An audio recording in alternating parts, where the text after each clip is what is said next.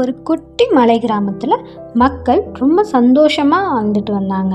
அங்கே இருக்க மக்களுக்கு அங்கே வாழ்கிறதுக்கு ரொம்ப பிடிக்கும். அந்த கிராமத்தில் கஞ்சன் சொல்லி ஒருத்தன் இருக்கான்.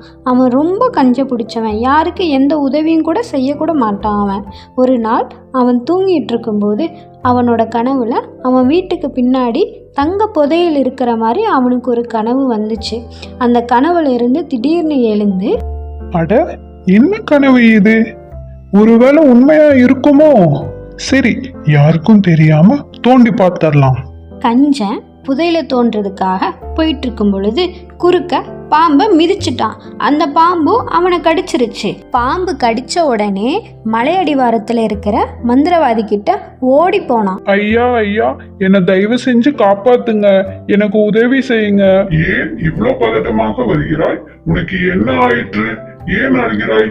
சொல். கஞ்சன் பாம்பு கடிச்சிருச்சுன்னு சொன்னா ரூபாய் அதிகமாகும்னு சொல்லி, ஐயா, என்னை பூரான் கடித்து விட்டது, தயவு செய்து எனக்கு உதவி செய்யுங்கள்.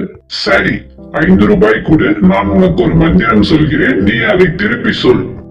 மந்திரவாதி சொன்ன மந்திரம் பலிக்காதனால கஞ்சன் திரும்பவும், இல்லை இல்லை, என்னை தேள்தான் கடித்து விட்டது ஐயா, தயவு செய்து என்னை காப்பாற்றுங்கள். சரி, 10 ரூபாய் கொடு, உனக்கு அதற்கான மந்திரத்தை நான் சொல்கிறேன், நீ திரும்ப சொல். திரும்பவும் மந்திரம் வேலை செய்யவே இல்லை. அப்போ கஞ்சன், ஐயா ஐயா, நான் உங்களிடம் ஒரு உண்மையை கூற வேண்டும், என்னை மன்னித்து விடுங்கள். கஞ்சன் இவ்வளோ நேரம் போய் சொல்லிட்டு இருந்தான்.